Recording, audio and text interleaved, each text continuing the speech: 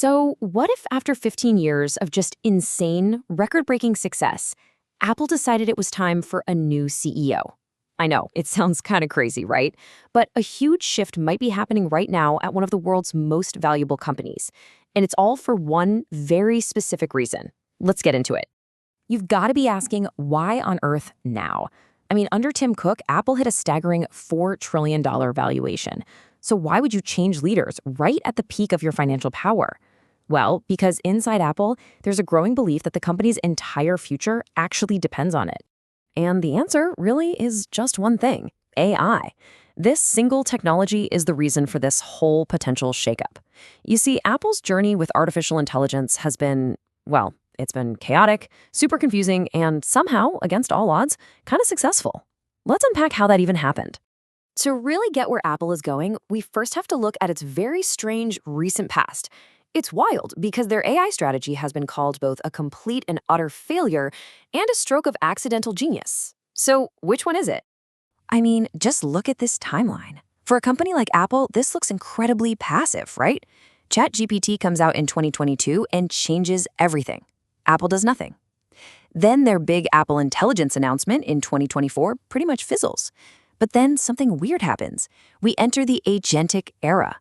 This phase where AIs can act on their own to get stuff done.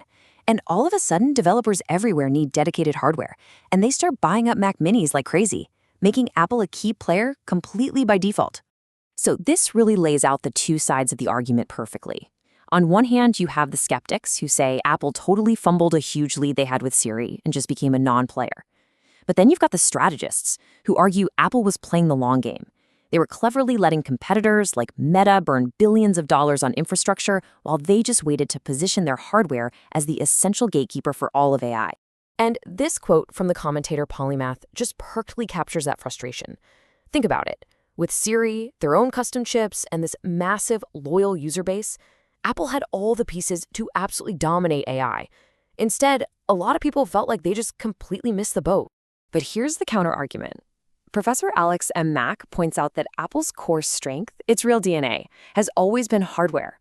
So why would you jump into a super expensive software and infrastructure race where you have zero advantage?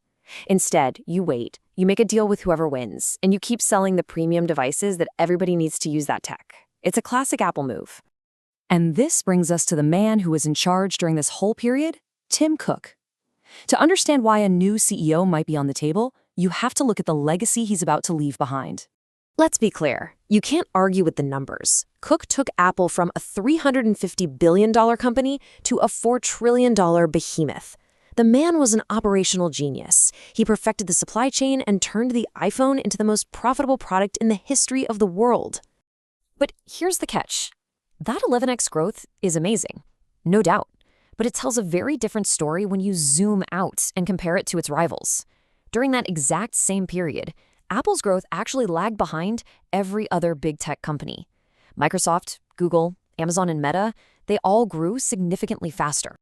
And that really gets to the core criticism of Cook's time as CEO.